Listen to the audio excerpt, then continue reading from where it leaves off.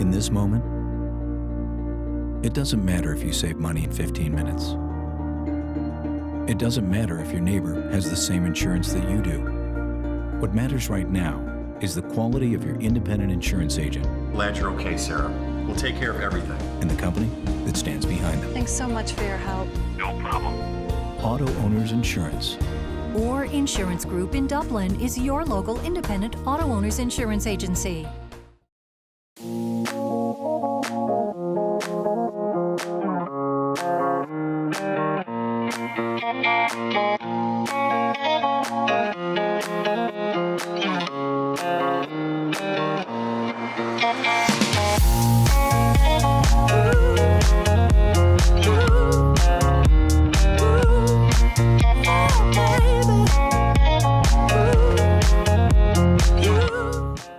Hey, thank you for joining us today. I have a great show planned for you.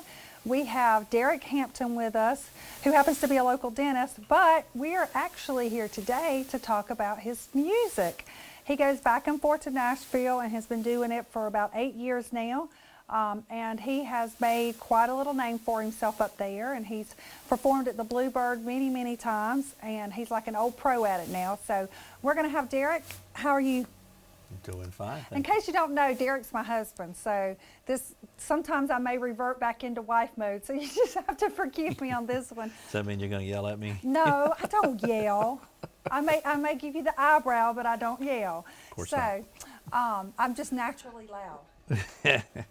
So that's my story, and I'm sticking to it. So obviously, I know that you've been doing this for quite a while. I also happen to know that we went years and years ago when they had the showdown up to Nashville, and you got the little bug and did it just for about, I don't know, a year that you went back and forth, and you said it's just too much stress. But then about 8 years ago, you said, I think I want to try it again. About 6 years ago, you told me to try it again. I did try it. See, I'm a smart woman. No, I got out of writing music for a while. I've written music since I was a teenager. You know, it's a good way to meet the girls. See, and he wrote a song for me. There that you got go. Me. And anyway, so I would write music. I was in a gospel group called the New Testaments with your brother and my brother, and we wrote.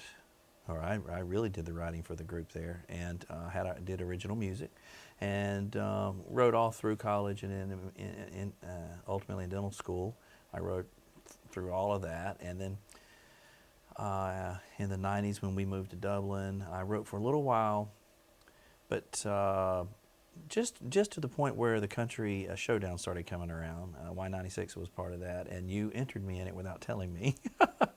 And come to find out I was in the showdown. Anyway, it ended up being a good thing. I was in it 3 years in a row, and I won the state championships twice, and that was based on songwriting and performing on stage and all. And even made it up to Nashville, like you said, for some of the finals or regional finals, and got to sing. Where did I sing up there? It was the Wild Horse Saloon. It was really neat, you know, getting to hang out there.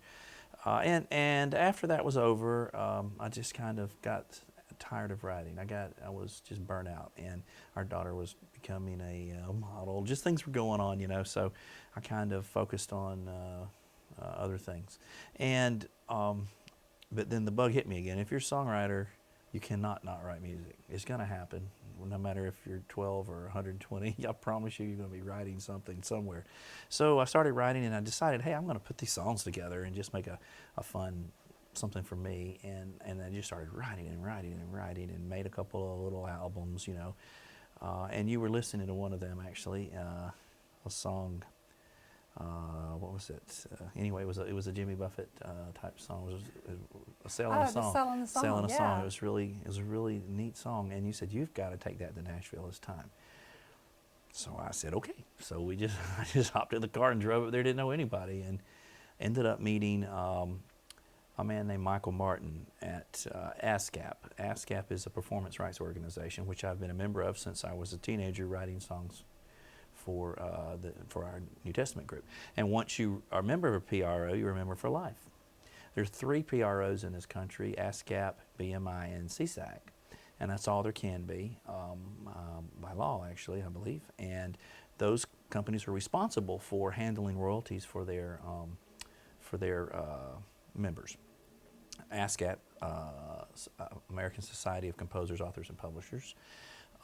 So I was a member, so I went to the ASCAP headquarters in Nashville, and I just walked, they had, a meeting was made for me with Michael Martin, who just came from a publishing company called Extreme Publishing, which was doing very well in Nashville. They had a lot of hits, and ASCAP hired him to help them. I happened to walk in either on his first day or at least his first week. We met at the same time. We both walked in there together, and he said, "Sure, I'll meet with you." So he sat down with me and listened to some stuff, and he heard selling a song. And he said, "This is really good. What else do you have?" And so we developed a relationship, and he's become a really good friend and a mentor. And he encouraged me to come to Nashville regularly, and he started setting me up rights with other writers and young artists, and even some big writers that have big hits. And he believed in me that much. And as he grew in ASCAP, he's pretty important with ASCAP. He's on up there. As he grew, I grew with him, and he eventually put me in a program they started called GPS, which is Guidance from Publishers for Songwriters. And I was told basically what it is a program for roughly 10 or so of their writers that they all feel deserve to be in publishers' offices. And you were in the first group that I they was ever the did. very first group. Yeah, there was a few of us, and we were selected. We were all non-signed. None of us were signed by any publishers, which is how, by the way, it works. You get a publisher to sign you. Typically, if you're a songwriter, you're trying to get in the music business, you're trying to get a publisher to sign you, and a publisher will then move your songs into the right hands, the artist and the record labels, producers, so forth. So he said, "We've put you in this program," and I was blown away. And then every month I went up there basically for a year. To meet with major independent publishers. And I got to know some very nice people like that, what they call the inner circle of Nashville. And just this Dublin guy driving up there, and I get to do all this. It just blew me away. And I've made some good friendships doing that, some contacts that I still talk to this day. And that was several years ago. That was 3 or 4 years ago now.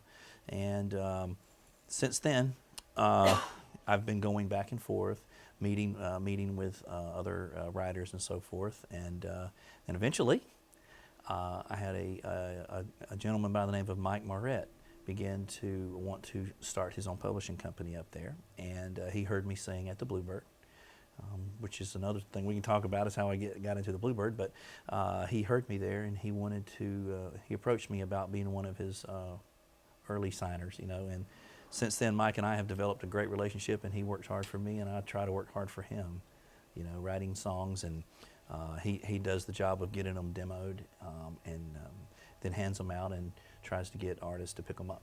So that's where I am at this stage of my Nashville career. And that was a quick Yes. run through of how it works. 6 years and 6 minutes. We've talked about this before in alone together about the inner circle of Nashville, and what you have. So many people say, "Oh, you can go to Nashville, but you can't get in." That's true, unless you get inside that inner circle. They're very protective. Nashville as a city as a whole is very protective of that inner circle because that's their livelihood. That's what they are. They're Music City. they want to protect those people. Yeah. So until you get inside that inner circle, it's kind of like a bull that keeps running to the same wall over and over again. They're very protective, but you also have to understand they have thousands and tens of thousands of people every year that just flood into that town trying to make it as a writer or a singer. Or how many registered songwriters are in Nashville alone? The last number I heard was 40,000. In Nashville, what they call alone. That's not all over the United States or other. That's simply in one little town. I haven't verified that number, but it wouldn't surprise me. I mean, it is incredibly competitive, and they're good. There's really, of course, there's some bad ones there, but most people you run into in Nashville are serious about it, and they are good at what they do. And that's why for a guy from Little Dublin, Georgia, to just come and driving up there and then, have some good things happen to me, I was very fortunate. And it is a business of not just talent, it's connections, it's hard work, it's study. You learn from other writers, you learn from artists, you learn from producers and publishers, and it's luck. There's a lot of luck involved too, And I'm still waiting for that big lucky break. That big one, I've got some independent cuts. I have some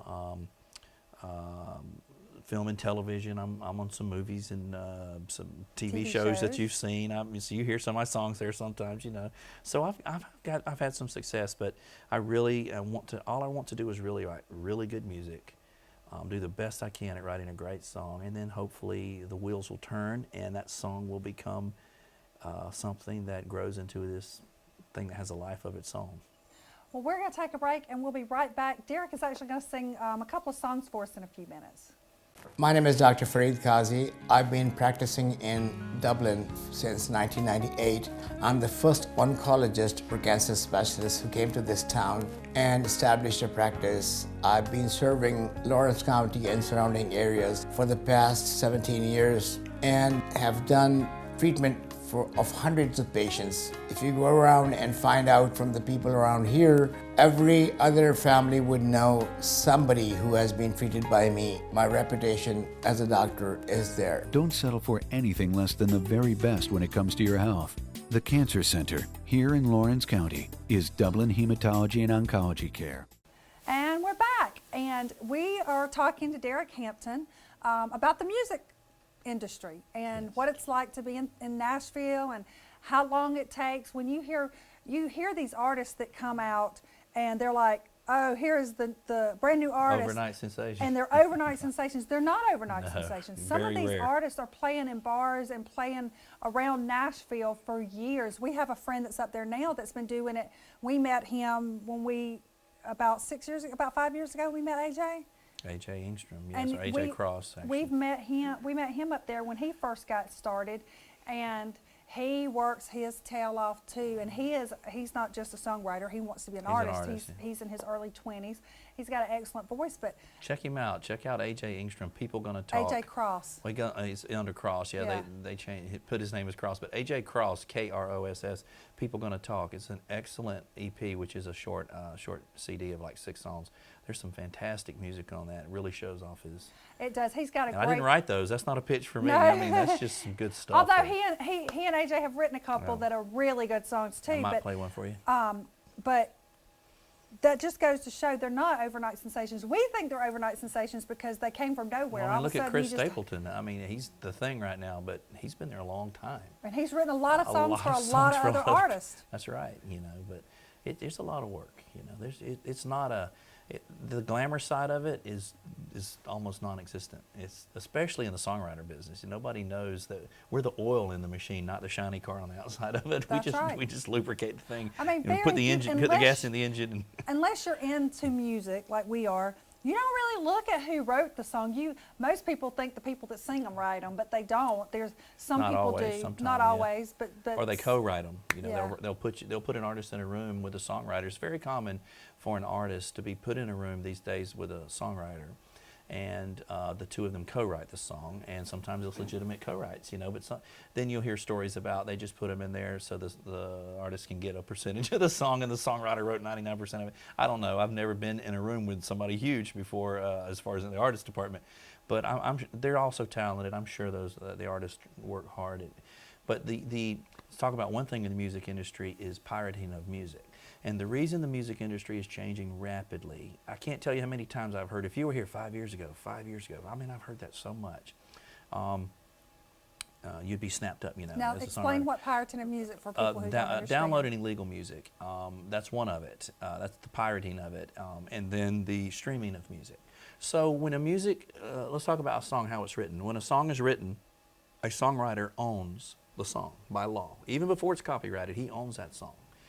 And the song is divided into 2 parts as far as how money is distributed once the song is heard and played and so forth. Half of it is the songwriter royalty. The other half of it is called publishing royalties.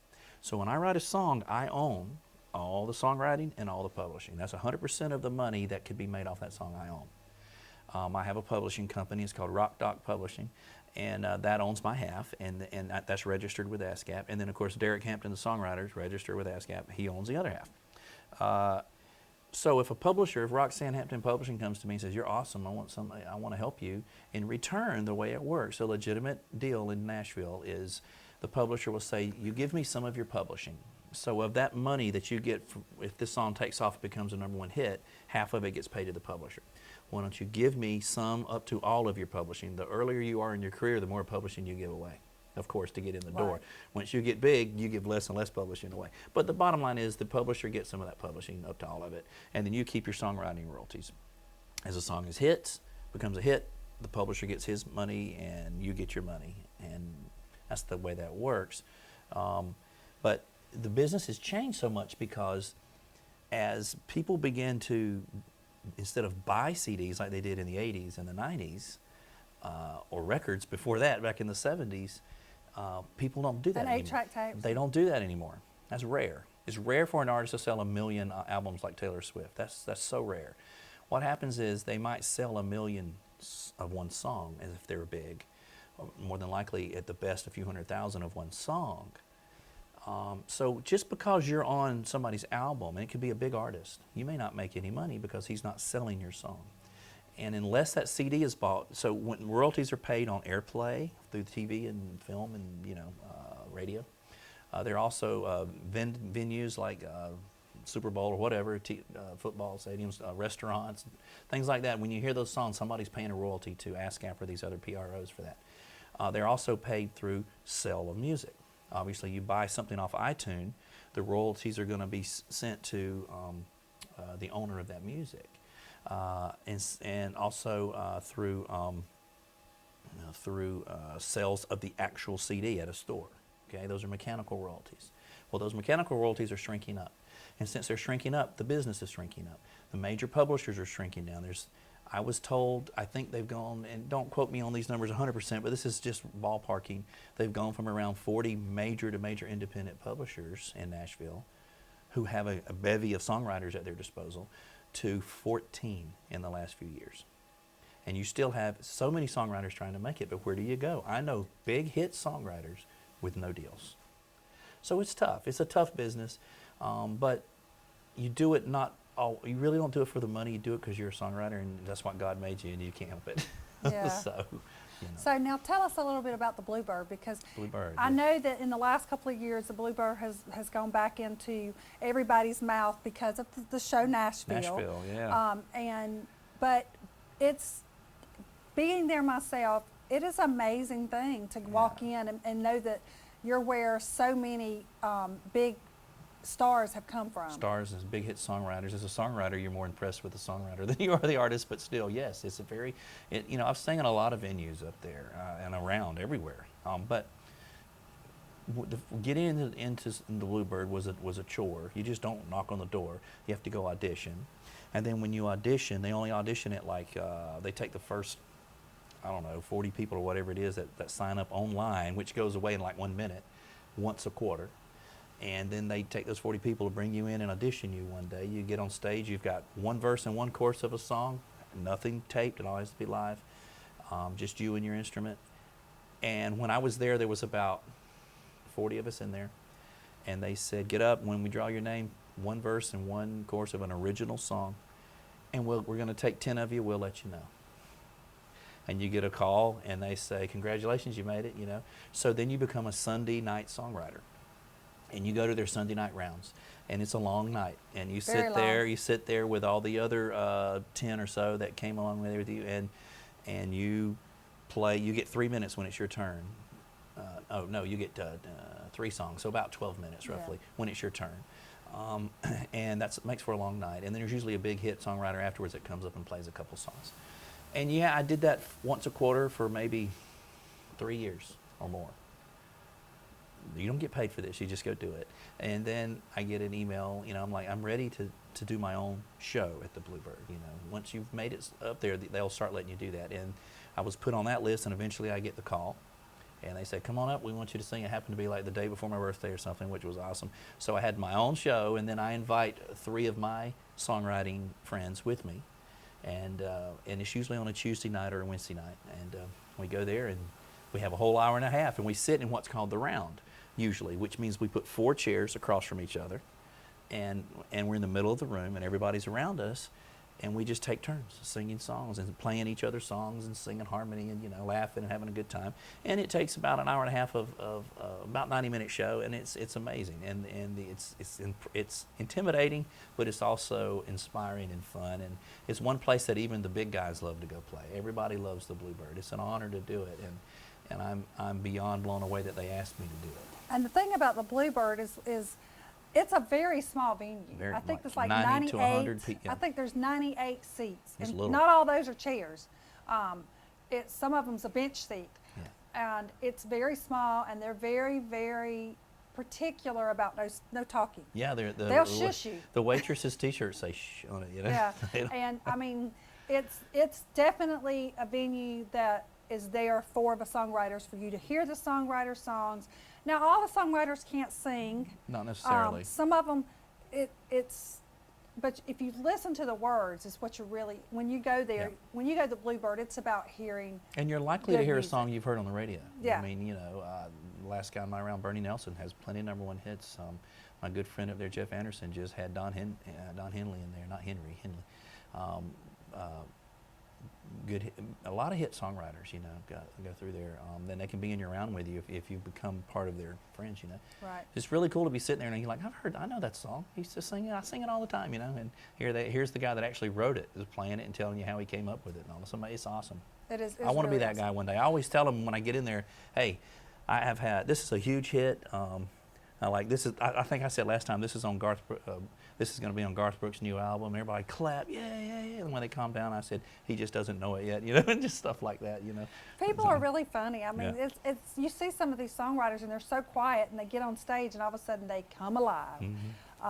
So we're going to take a break, and we'll be right back, and Derrick's going to play some songs for us. You could waste hundreds of dollars going to an expensive hospital, or you could pay 66% less for the same quality of service at Elite MRI of Lawrence, an open MRI facility. That's right, our prices are 66% less for the same services as a hospital. We offer a comfortable open-air design in a patient-friendly atmosphere. We also offer same-day, evening, and Saturday appointments. The radiologist fee is included, and we provide self-pay discounts. It's your money, your time, your health, your choice. When you need an MRI, save money and choose Elite MRI of Lawrence.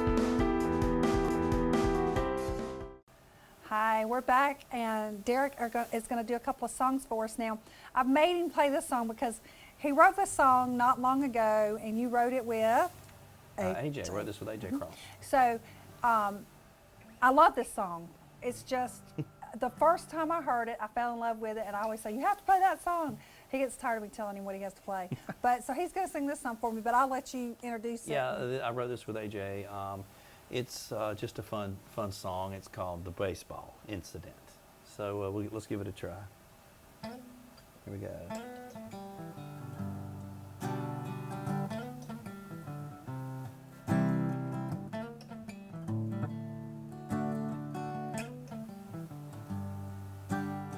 Sure, I can fix your window pane, the darn kids and their baseball games. No, it really ain't a big thing. It's no trouble at all. They say you came from the big city and that you're tired of the nitty-gritty. Well, this handyman hillbilly considers it their loss.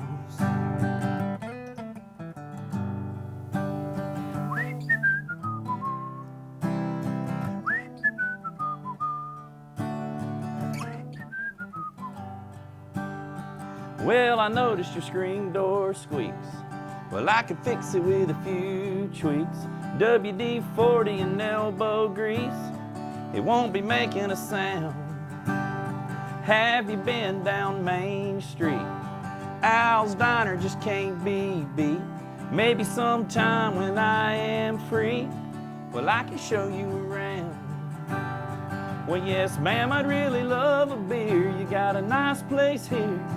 Say, are you going to the county fair?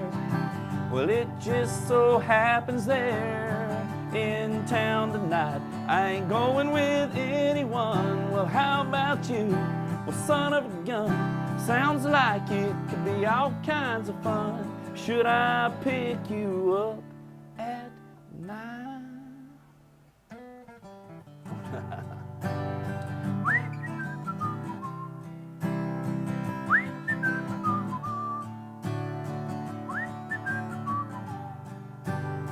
Well, I'm just about wrapped up here, and thank you much for the cold beer. And if you ever need me, dear, well, just give me a call.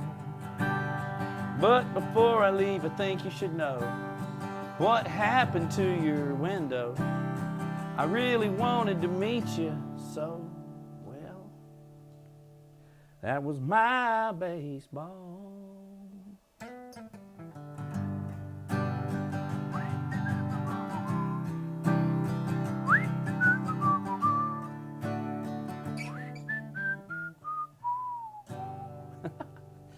See, that's a great song. Now you know why I love That's it. funny. It has You know, such a that song twist. does not have a chorus in it. That's what's so weird about the song. There's no chorus in it. It doesn't need. It's such a good story song, just a though. little You just story you can song. see the whole incident taking place. Trying you to know. pick up a girl by busting her window and blaming it on some really kids. cool. So, so what's the next song you're going to do for us? How about one my publisher just demoed? I really like it. Now, explain what it means when they say your publisher just demoed it, because some people may not get the gist of it. Yeah. Okay. So when you write a song, you need to have some way to get it in the hands of the artists and record labels, and that's usually a demo. So you go into a studio, and we'll bring in some professional musicians, which are unbelievable in Nashville. You could just imagine the talent there. And then the publisher will come in, he'll choose the songs he likes, and then if we have any good ones there, he'll take them to the studio, and we'll go in there, and I'll sing them, or whoever we need to sing them. I think we did it actually as a duet. She's a young artist up there that my publisher got me writing with, but I'll sing it today, obviously, as not a duet, but you know, I'd sing the first verse, she sang the second verse in this song, and then the chorus together. But that's what a demo is. So we make the demo, and then we'll have a product to be able to pitch, which is what the publishers do, to pitch to people and try to get your songs picked up. Well, now I know that you actually in the studio have had musicians that have played with some pretty big names on their albums and stuff. Oh, and yeah. Oh, it's crazy. Is I that mean, not a little intimidating? Especially when they say, come pick up the guitar and yeah, play with like us. for this particular one, actually, I love this song, and they said, we really need an acoustic in there. We're running short on time. Can you run in there and do the acoustic? And I said, I won't play with you guys. But man, I sound good with a band like that. So yeah. You play with guys that just, you hear them on the radio, you've heard their stuff on the radio, or they tour with Tim McGraw, whatever. I mean, you know, it's just amazing. They'll pull from those people when they're in town, they pull those guys in there to earn some money doing that. You know, they get paid for that work. Right. So it's pretty cool. And to hear something that you create, walk in there with it on a little tape or a little phone, everybody does it on their phone these days, and then they turn that into, you sit down with them and we turn it into some thing. It's awesome to watch, just like a child. This is my kid this morning, you know. This is my baby. Well, maybe one day what we'll have to do is we, with a camera person who is with us now, we might just all three go up there and film some of this. So like we're in a demo session or something. That's yeah, fun. Yeah, like it's really filming fun to a watch. demo session, and we can have it on tape That's so the that fun everybody thing to could do watch in it. Nashville. Right, Yeah, right. we can do something like that. Yeah, Sure. so we'll keep y'all in the know about that, and we're going to do that. So let's do this song. Yeah, What's the this name is of called it? Better Love. And you wrote it with Amy Weber. With Amy Weber. It's called Better Love. Which, by the way, she has a phenomenal voice. Oh yeah, like a young Dolly Parton kind of. It's really good. Imagine me sounding like that. No. All right, let's. If I can remember it, we'll try it.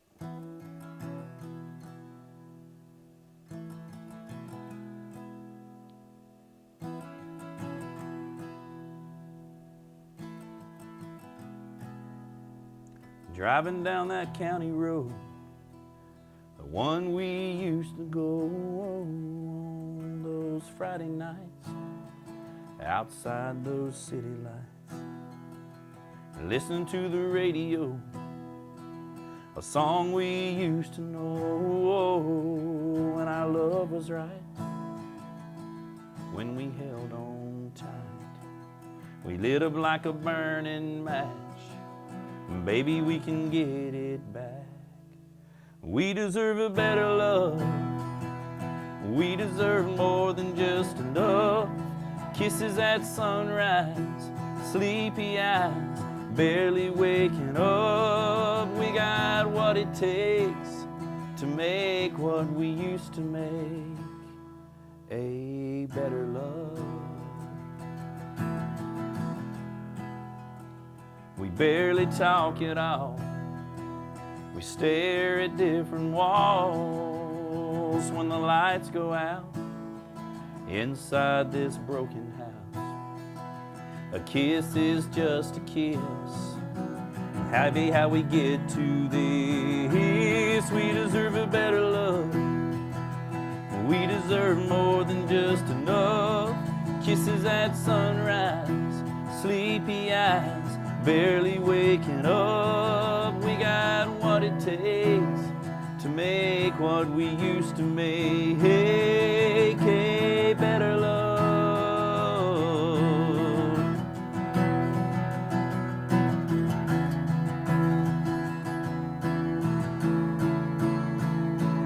Every once in a while I catch you looking at me with that come here smile, the way it used to be.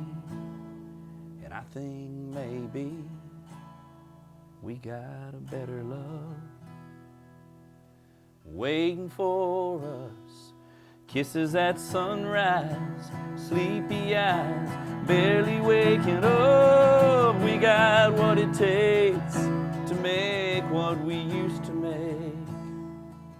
and it's waiting for us a better love. A better love.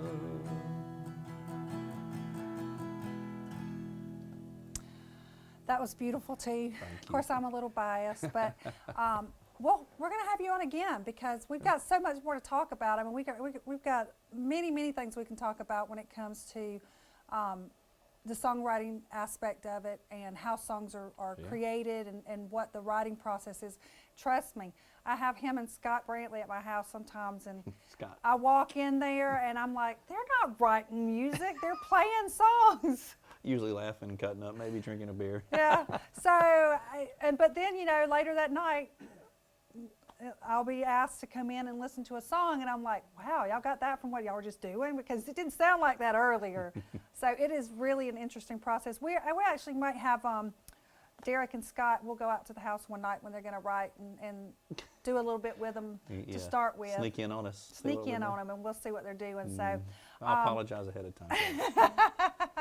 We'll cut that part. But I appreciate you guys coming in and letting me come into your living room and watching me. And today we're going to do a book. I always do a book or an artist, and I really feel like today we need to do the book. It's called Rescuing Sprite. It's written by Mark Levin, and it's about a dog that they adopted, and they named it Sprite, and the journey that they went on with this particular dog and what it was like when they lost him, when they had to put him down. And there are so many people that go through this on a regular basis. If you've lost a pet or you've had to put a pet down, I strongly suggest grab this book. It's a great read, and it makes you feel that you're not the only person in the world that's going through what you've been through, and that you're having all these feelings, and it makes you feel. I know when I had to put mine down, I felt like, okay, I feel totally lost, and I'm hurt, and it's just a dog, but it's not just a dog. It was a part of the family, and he goes on in this book to tell you it's okay to mourn and to have these feelings about this animal, and it's very well written, beautiful book. You guys have a great night, and we'll see y'all back later.